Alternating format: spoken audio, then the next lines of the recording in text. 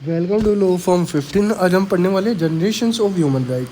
इसे 3 जनरेशन्स के अंदर डिवाइड करके first second third. First generations के अंदर आता है सिविल एंड पॉलिटिकल राइट्स। इसे हम कई बार ब्लू राइट्स भी बोलते हैं। इस राइट्स को लाया गया था international covenant and civil political rights, जो अडॉप्ट करा था यूएन ने 1996। इसमें से अडॉप्ट करा था। इसके कोर प्रोविज़न जान लेते हैं। इसके अंदर सिविल एंड पॉलिटिकल राइट्स में क्या क्या राइट्स आते हैं।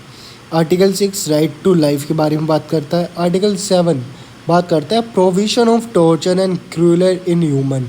इसका मतलब है कि लोगों के ऊपर अत्याचार जो करते थे लोग पहले, मजदूर बना के मारना पीटना, उन सब चीज़ों से आज़ाद करा जाए। जैसे बलि वगैरह पहले दी जाती थी, उन सब से, इन टॉर्चरों से दूर रखा जाए।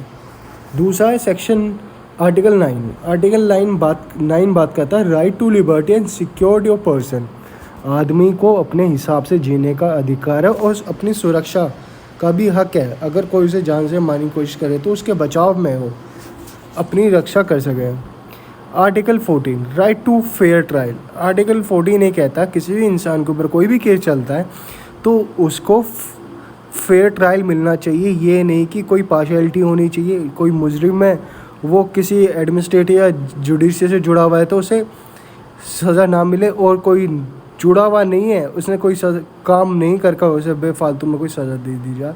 ये आर्टिकल 14 बात करता है। आर्टिकल 19 बात करता है right to freedom of expression. ये कहता है कि एक इंसान को जो उसका हक है वो उसे बोलने का अधिकार है। मतलब अपनी इच्छा से बोल सकता है, पर ऐसा कुछ नहीं बोलेगा जिससे स्टेट की सॉवरेनिटी में खतरा आ जाए या स्टेट ऑर्डर एंड लॉ बिगड़ जाए। या आप किसी को ये नहीं कह सकते कि तू चुप बैठा रहे, तू बोले मत। उसका अधिकार है right to freedom of expression. जिसके मन के अंदर भाव आ रहे वो व्यक्त करे, और किसी चीज़ के बारे में उसे कोई राय देनी है, पॉलिटिकल राय हो चाहे उसकी, चाहे बिजनेस राय, किसी के ऊपर कमेंट्स हो, वो दे सकता है। इसका आर्टिकल 19 के अंदर राइट है। पर ये राइट तब नहीं लागू होता है जब उसकी कोई बात स्टेट सॉवरेनिटी को खतरा दे और ऑर्डर एंड लॉ को दिक्कत हो जाए। Article 25 right to participate in public affair and elections.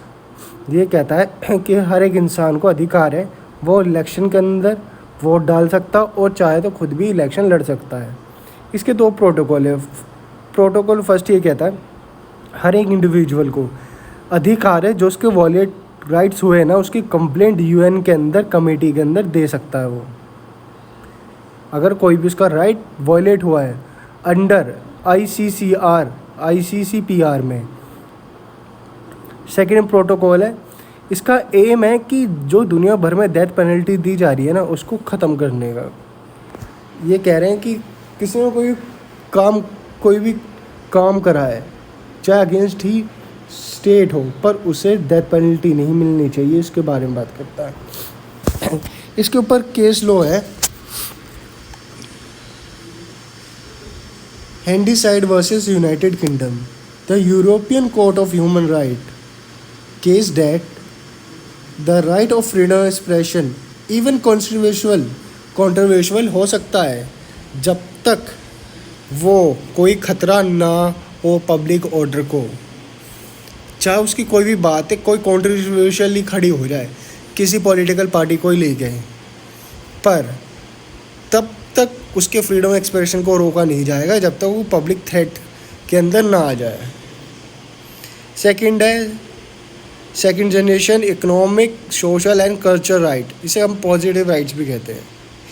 इसे अडॉप्ट करा था 1966 में बाय यूनाइटेड नेशन में 1996 में अडॉप्ट करा था। इसे हम कहते हैं ICESCR। सिंपल बोले तो international convent on economic and social and cultural rights. इसके कुछ राइट देख लेते हैं। आर्टिकल 6 बात करता है राइट टू वर्क। हर एक इंसान को हक है वो अपना मन चाहा कोई भी काम कर सकता है। चाहे वो बूचर बन सकता है, चाहे वो बार्बर बन सकता है, चाहे बिजनेसमैन बन सकता है, चाहे एडवोकेट बनता है, कुछ भी। Article 12 right to health. हर एक इंसान को अपने हेल्थ की, जो उसे अपने हेल्थ को सही करने के लिए करना पड़े, वो उसका राइट है, वो कर सकता है। चाहे तो हॉस्पिटल में जाके अपना इलाज करवा सकता है, मेडिकेशन ले सकता है या मेडिसिन ले सकता है, इसका राइट टू हेल्थ है। राइट टू हेल्थ में ऐसा भी आ सकता है जैसे कोई फैक्ट्री, आप किस जगह रह रहे हो, अगर वो एयर को पोल्यूट कर रही है तो आपका राइट टू हेल्थ हार्म हो रहा है, आप कंप्लेंट करके उस फैक्ट्री को बंद करवा सकते हैं जिससे आपकी हेल्थ में इम्पैक्ट ना पड़े। जैसे इसमें केस था trapezium Taj Mahal versus union of India versus, ऐसी कुछ था उसका केस। ताजमहल के ऊपर था, जब कितनी सारी फैक्ट्री थी, जो उसका ताजमहल था जो येलोइश हो गया था फैक्ट्रीज की वजह से। रात कमेटी बनने के बाद सारी फैक्ट्री शिफ्ट कर दी गई क्योंकि वो उतने एयर पॉल्यूटेड कर रहा था। राइट टू एजुकेशन, हर किसी को अपने एजुकेशन का अधिकार है, वो उसको आप रोक नहीं सकते पढ़ने से। Right to an advocate standard of living, हर एक किसी का सामान्य जीवन जीने का अधिकार है। Right to take a part in culture life and enjoy the benefits of science and progress, हर एक इंसान को कल्चरल लाइफ फंक्शन में हिस्सा लेने का अधिकार है और वो जो भी आविष्कार हो रहा है उसका फ़ायदा उठा सकता है। ये आर्टिकल 15 कहता है। सेकंड जनरेशन का international convent social economic and culture right ये कहता है। इसके अंदर लैंडमार्क केस ये है कि रे वर्सेस फ्रांस। यूरोपियन कोड ये कहती है कि हर एक किसी इंसान का राइट टू एजुकेशन का अधिकार हो और प्लस वो कल्चर पार्टिसिपेशन भी कर सकता है, even if the state has to provide the necessary services, चाहे तो उसे स्टेट एक चीज़ ज़रूरतों का सामान भी प्रोवाइड कर सकती है उसके राइट्स को फुलफ़िल करने के लिए। थर्ड आता है हमारा कलेक्टिव राइट्स, इसे सॉलिडेटरी राइट्स भी कहते हैं हम।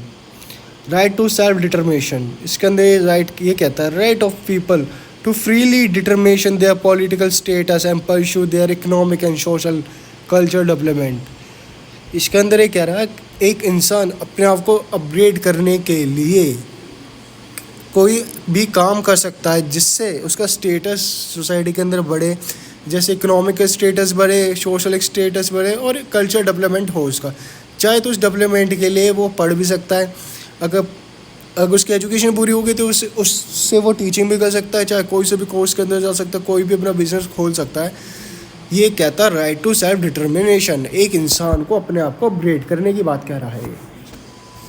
Right to development, the right to participate and benefit from the development ensuring everyone has access to economic and social and cultural opportunity.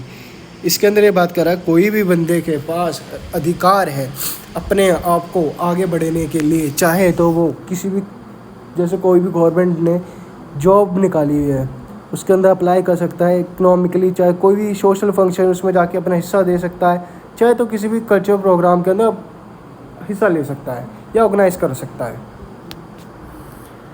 Right to healthy environment, the protection of environment for the wellbeing of all people focusing of sustainable development and integration of responsibility.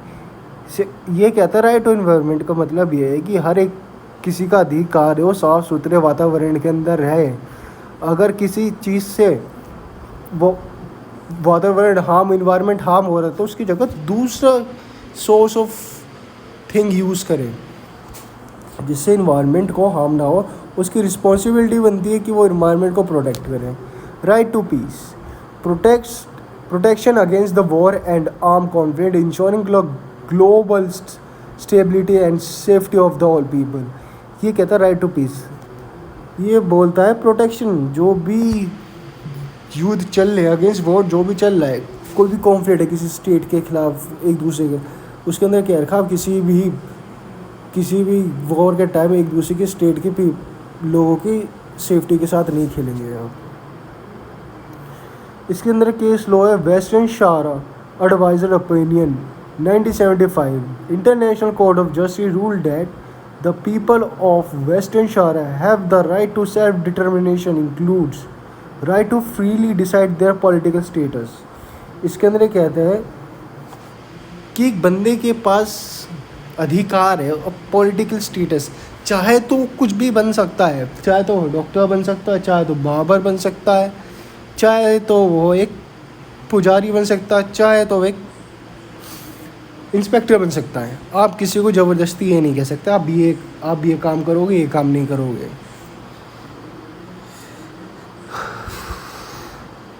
Like and follow करना ना भूलें, ठीक है। आज के लिए इतना ही था।